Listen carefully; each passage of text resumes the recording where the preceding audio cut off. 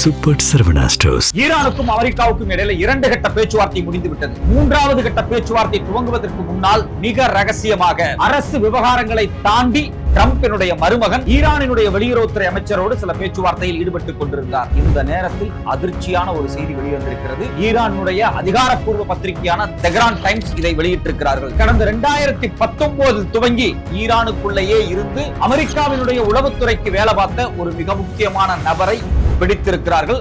அது குறித்தான சிசிடிவி காட்சிகள் வெளியாகியிருக்கிறது. தொடர்ச்சியாக ஈரானில் நடந்து கொண்டிருக்கக்கூடிய கலவரத்திற்கும் இவரிடம் பிடிக்கப்பட்ட மிக முக்கியமான பொருட்களுக்கும் ஒரு பெரிய தொடர்பு இருக்கிறது.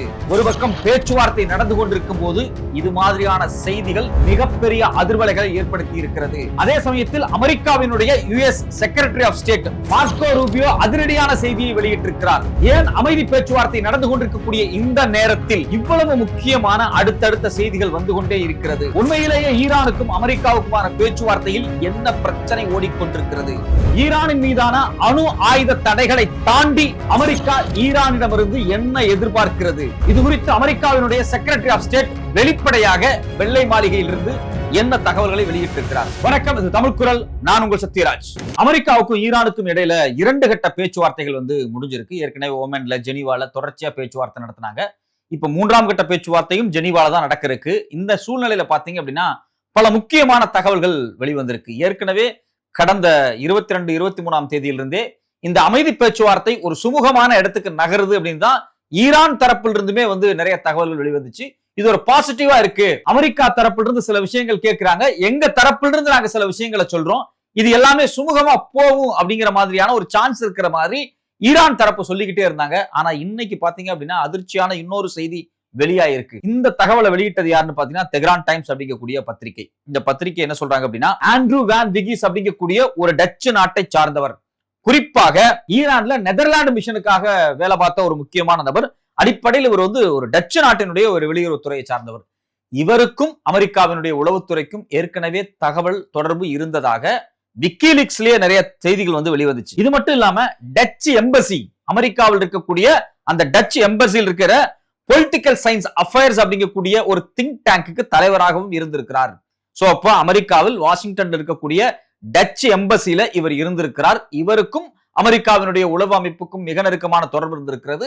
இவர் ஈரானில் 2019 இருந்து 2022 காலகட்டத்தில் இவர் வாழ்ந்திருக்கிறார். அது மட்டும் இல்லாமல் அதற்கு பிறகும் அவர் துபாய் போயிட்டு அங்க இருந்திருக்கிறார். இவர் பிரச்சனை எப்படி மாட்டுது அப்படின்னா, இவரை ஏர்போர்ட்ல வச்சு செக் பண்றாங்க. எங்கன்னா இமான் கொமினி இன்டர்நேஷனல் ஏர்போர்ட்ல வச்சு செக் பண்ணும்போது அவருடைய லக்கேஜை விட்டுட்டு தெரிச்சு ஓடுறாரு. அந்த லக்கேஜ்ல என்ன இருக்கு அப்படின்னு பிற்பாடு போலீஸ் ஃபுல்லா செக்யூரிடைஸ் பண்றாங்க. வழக்கமா பாத்தீங்கன்னா இது மாதிரி ஹை கமிஷனர்ஸ், அம்பாசிடர்ஸ், வெளிநாட்டு தூதுவர்களை செக் பண்றது இல்ல அப்படின்னு சொல்லுவாங்க. ஆனா ஈரானுடைய புரோட்டோகால்ல, சர்வதேச புரோட்டோகால்ல இது இருக்கு, செக் பண்ண முடியும். அதுக்கு தனியாக ஐசிஓல அனெக்சர் 17ல செக்யூரிட்டி ஸ்கிரீனிங் எப்படி இருக்கணும் அப்படிங்கிறதுக்கான தகவல்கள் இருக்கு.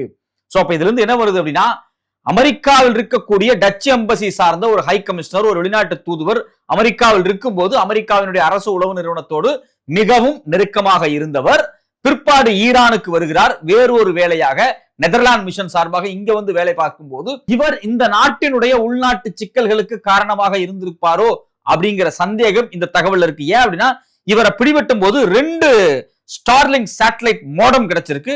இந்த மோடத்துல கனெக்ட் பண்ணி பேசக்கூடிய 7 சேட்டலைட் போன்ஸ் கிடைச்சிருக்கு. யூசுவலா அந்த சேட்டலைட் போன் அப்படிங்கிறது யாருனாலையுமே என்ன பேசுறாங்கன்னு ஒட்டு கேட்கவே முடியாது. நேரடியா சேட்டலைட்டோடு கனெக்ட் ஆகி சில நாடுகள்கிட்ட தான் இருக்கும், இல்ல தீவிரவாத அமைப்புகள், இது இல்லாம போராட்ட குழுக்கள் இவங்கள்ட்ட தான் வச்சிருப்பாங்க. ஏன்னா இவங்க எங்க இருக்கிறாங்க, யார்கிட்ட பேசுறாங்க, என்ன பேசுறாங்க அப்படிங்கறத இன்டர்செப்ட் பண்ணி யாருமே கேட்டக்கூடாது அப்படிங்கறதுக்காக சேட்டலைட் போனை வச்சிருப்பாங்க. குறிப்பா ஸ்டார்லிங்க் அப்படிங்கிறது அமெரிக்காவினுடைய நிறுவனம். இந்த நிறுவனத்தினுடைய மோடம், இந்த மோடத்துல அந்த 7 போனை கனெக்ட் பண்ண முடியும். அப்ப இது எல்லாமே ஈரானுக்குள்ள இருந்து என்னென்ன செய்திகள் பரிமாறப்பட்டிருக்கு, ஈரான்ல இன்னைக்கு நடந்துட்டு இருக்கக்கூடிய உள்நாட்டு கலவரங்கள், பிரச்சனைகள், சிக்கல்கள், இதுக்கு எல்லாத்துக்கும் மையமாக இந்த ஆண்ட்ரூ வேன் விகிஸ் அப்படிங்கக்கூடிய உளவாளி வேலை பார்த்தாரா அப்படிங்கிற கேள்வியும் எழுந்திருக்கு. இதுல குறிப்பாக இந்த பிரச்சனை ஏன் இப்போ ஒரு பேசுபொருளாக மாறி இருக்கு? ஏன்னா பேச்சுவார்த்தை சுமூகமா போயிட்டு இருக்கு அப்படின்னு எல்லாம் பேசினாங்க. அமெரிக்கா தரப்புல இருந்து ரொம்ப தெளிவா ஒரு விஷயம் பத்திரிகையில வெளிவந்துட்டே இருக்கு. ஈரான் அவங்களுடைய அணு ஆயுத, குறிப்பாக யுரேனியத்தை செறிவூட்டுவதை தடுத்து விட்டால், நிறுத்தி விட்டால் பேச்சுவார்த்தை முடிந்து விட்டது. உங்களுக்கும் எனக்குமான பேச்சுவார்த்தை என்ன, அமெரிக்காவுக்கும் ஈரானுக்குமான பேச்சுவார்த்தை என்ன? இவங்க சொல்றது யார்? அமெரிக்கா சொல்றது என்ன அப்படின்னா, நீ அணு ஆயுதம் வச்சிருக்கிற, உங்ககிட்ட யுரேனியம் இருக்கு, 440 கிலோக்கு மேல வச்சிருக்கிற நீ அதை 60% மேல சரி ஊட்டிட்ட, அதை அணுகுண்டா மாத்தினா 90% வந்தோடனே மாறிடும். உன்னால 2 வாரத்துல அணுகுண்டை தயாரிச்சிட முடியும். இது உலகத்துக்கும் பூமிக்கும் ஆபத்து. நீ இதை செய்யக்கூடாது. நீ செய்யறதுனால உண்மையை நான் தாக்குவேன். இதுதான் அவங்க சொல்லக்கூடிய ஒரே ஸ்டேட்மெண்டா இருக்கு. ஈரான் தரப்புல என்ன சொல்றாங்கன்னா, நோ இஷ்யூஸ். எங்கள்ட்ட 440 கிலோ இருக்குல்ல, பாதியை நான் கொடுத்துறேன். நீங்க எடுத்துட்டு போய் வெளிநாட்டுல வேற எங்கேயோ கூட வச்சுக்கோங்க. பேலன்ஸ் இருக்கு. இதை நான் பீஸ்ஃபுல் மெஷர்ஸுக்கு பயன்படுத்துறேன். என்னுடைய நாட்டுக்கு தேவையான எனர்ஜி கன்சப்ஷன் இருக்கு பாத்தீங்களா, அதாவது இந்த கரண்ட் உற்பத்தி பண்றதுக்கு, இது இல்லாம இன்னும் சில உற்பத்தி நிறுவனங்களுக்கு இதுக்கு நான் பயன்படுத்திக்கிறேன். பீஸ்ஃபுல் மெஷர்ஸ் எல்லா நாடும் பயன்படுத்துறாங்கல்ல. இப்ப அமெரிக்கா பயன்படுத்துறாங்க, பிரான்ஸ் பயன்படுத்துறாங்க, சைனா பயன்படுத்துறாங்க, ரஷ்யா பயன்படுத்துறாங்க, இந்தியா பயன்படுத்துறாங்க, பாகிஸ்தான் பயன்படுத்துறாங்க. எல்லா நாடுகளுமே பயன்படுத்தும் போது நானும் என்னிடம் இருக்கக்கூடிய செறிவூட்டப்பட்ட அந்த யுரேனியத்தை நான் அமைதி வழிக்காக, சிவில் யூஸுக்காக பயன்படுத்த போறேன் அப்படிங்கறதுல அவங்க ரொம்ப தெளிவா இருக்கிறாங்க. சோ இப்ப பிரச்சனை பேச்சுவார்த்தையை முடிஞ்சிருக்கணுமா இல்லையா? எப்ப அவங்க என்ன சொல்றாங்களோ அதை இவங்க கேட்கிறாங்க. ஐநாவில் இருந்து, இன்டர்நேஷனல் அட்டாமிக் எனர்ஜி கமிஷன்ல இருந்து ஆட்கள் வந்தாங்க, மானிட்டர் பண்றாங்க. ஏற்கனவே இடையில 12 நாள் யுத்தம் நடக்கும் போது, அதாவது இஸ்ரேல் வந்து நேரடியாக ஈரானை தாக்கும் போது அமெரிக்கா உள்ள பூந்து ஈரானுடைய அனைத்து நியூக்ளியர் பிளான்ட் மேலேயும் குண்டு போட்டு அழிச்சாங்க. நமக்கு எல்லாத்துக்குமே தெரியும். கடந்த ஆண்டு ஜூன் மாசம் இந்த பஞ்சாயத்துக்கு பிறகு அங்க இருந்த இன்டர்நேஷனல் அட்டாமிக் எனர்ஜி கமிஷனுடைய சூப்பர்வைசரே ஓடி போயிட்டாரு. அவர் அங்க வச்சிருக்கலவங்க என்ன சொன்னாங்க, ஐநாவில இருந்து ஒருத்தர் வந்திருக்காரு, நான் என்ன பண்றேன்னு அவர் பாப்பாரு, சிசிடிவி ரெக்கார்ட் ஆகுது, எல்லாமே நாங்க ஃபைல் பண்ணிட்டு இருக்கிறோம், நீங்க எல்லாமே பார்த்துட்டு தான் இருக்கிறீங்க, திரும்பவும் ஏன் இந்த பிரச்சனையை நீங்க உருவாக்குறீங்க? சரி, ஓகே, ரைட்டு, பிரச்சனை உருவாக்கிட்டீங்க, எங்களுடைய சைட்டை அழிச்சிட்டீங்க, எங்க மேல யுத்தம் தொடுப்பதற்காக உங்களுடைய சக்தி வாய்ந்த கப்பல்களை கொண்டு வந்து எங்க முன்னாடி நிறுத்தி இருக்கிறீங்க, இதெல்லாம் ஒத்துக்கிறோம்.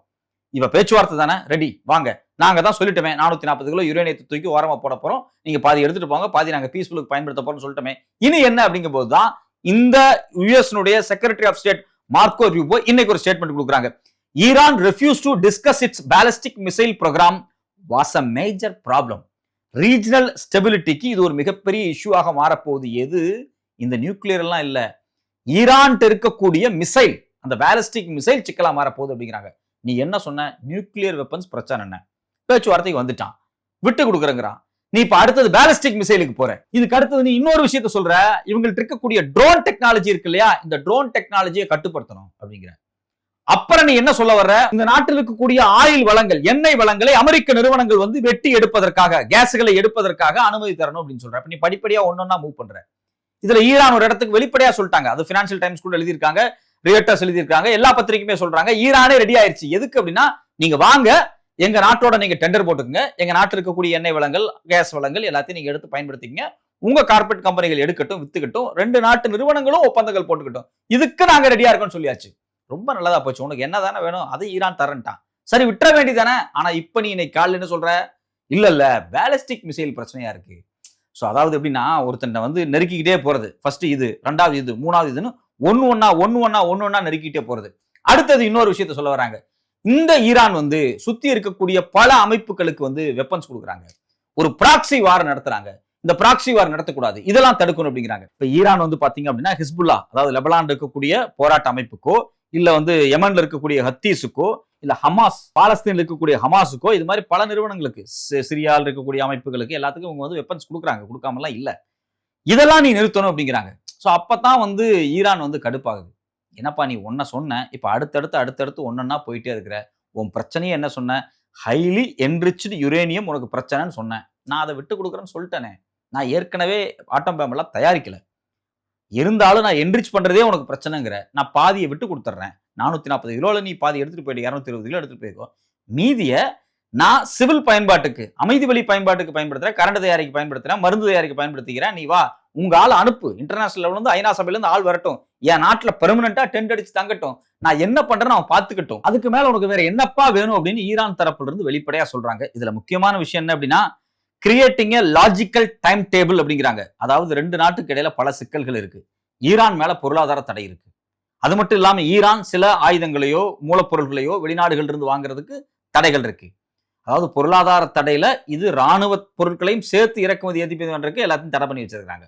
இப்ப இது மட்டும் இல்லாம வெளிப்படையா சொல்ல போனா, ஈரானை நாங்க தாக்கிடுவோம், உங்களுடைய நியூக்ளியர் டெக்னாலஜி விட்டு கொடுங்க அப்படிங்கிறீங்க, பாலிஸ்டிக் மிசைலை விட்டு கொடுங்க அப்படிங்கிறீங்க, ட்ரோன் டெக்னாலஜி விட்டு கொடுங்க அப்படிங்கிறீங்க, கடைசியில் என்ன சொல்றீங்க, சைனாவுக்கு ஆயில் விற்காத அப்படிங்கிறீங்க. இந்த இடத்துக்கு அவங்க வந்து நகர்றாங்க.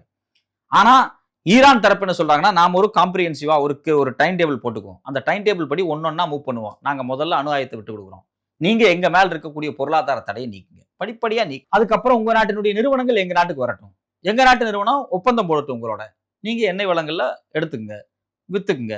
சோ அப்ப 2 நாடுமே பொருளாதார ரீதியாகவும் சரி, ராணுவ ரீதியாகவும் சரி சுமூகமா போலாம் அப்படின்னு வெளிப்படையாகவே Iran foreign minister Abbas Araghchi said on Sunday he expected to meet with the US President Donald Trump's special envoy Steve Witkoff in Geneva on Thursday. இன்னைக்கு மீட் பண்றாங்க, ஜெனீவால மீட் பண்ணி பேச்சுவார்த்தை நடத்துறாங்க. அவர் பேச்சுவார்த்தை நடத்துறதுக்கு ஈரான் ரெடியா இருக்கு. அவங்களும் அதான் சொல்றாங்க, நீங்க ரொம்ப லாஜிக்கலாக நீங்க ஒரு டைம் டேபிள் போடுங்க, அதன்படி சாங்ஷன்ஸை நீங்க குறைச்சிக்கிட்டே வாங்க, நாங்க எல்லாத்தையும் குறைச்சிக்கிட்டே வரோம், ரெண்டையும் சரிசமமா செய்வோம் அப்படிங்கிறாங்க. இந்த நேரத்துல இந்த ஸ்பை ஆண்ட்ரூ வேன் விகிஸ் குறித்தான தகவல்கள் வெளிவந்தது ஒரு பெரிய அதிர்ச்சியா இருக்கு.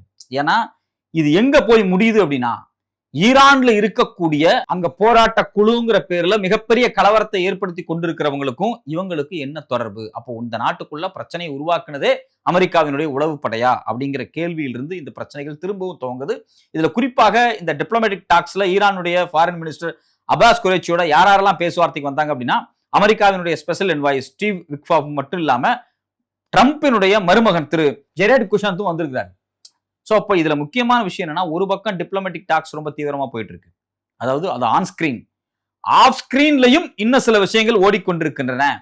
இந்த ஆஃப் ஸ்கிரீன்ல ஓடிட்டு இருக்கிறது கூட யாரு பார்த்துட்டு இருக்காங்க அப்படின்னா, ஓமனுடைய வெளியுறவுத்துறை அமைச்சர் அவரும் தான் பார்த்துட்டு இருக்காரு. ஜெனீவா ஸ்பீச்சையும் அவர் தான் மீடியேட் பண்ணிட்டு இருக்காரு. சோ அப்ப 3 கட்டமாக படிப்படியாக பேச்சுவார்த்தை தொடர்ச்சியாக நடந்து கொண்டிருக்கிறது. இந்த பேச்சுவார்த்தை நடந்து கொண்டிருக்கக்கூடிய இந்த நேரத்தில் தான் கடந்த பிப்ரவரி 19 ட்ரம்ப் என்ன சொன்னார்னா, இன்னும் 15 நாள் தான் டைம், அதுக்குள்ள நான் தாக்க ரெடி ஆயிடுவேன் அப்படின்னு வெளிப்படையா எச்சரிக்கை விட்டிருந்தார். சோ ஒரு பக்கம் எல்லா ராணுவத்தையும் கொண்டு ஈரான் முன்னாடி நிறுத்திட்டு பேச்சுவார்த்தை கூப்பிடுறது, அவங்க பேச்சுவார்த்தைக்கும் தயாராகிறாங்க. அப்போ ஒன்னொன்னா அவங்கள்ட்ட இருந்து இவங்க காலி பண்றாங்க. எந்த பேச்சுவார்த்தை எதற்காக இந்த யுத்தம் துவங்குறோம், நாங்க ஏன் அவங்களை அடிக்க போறோம் அப்படின்னு ஆரம்பிச்சாங்களோ அதுல இருந்து ரொம்ப தூரம் விலகி போய் தொடர்ச்சியாக ஈரானை நோக்கி வேறு வேறு இடத்தில் இவர்கள் தாக்குவதற்கு பல முயற்சிகளை செய்கிறார்கள்.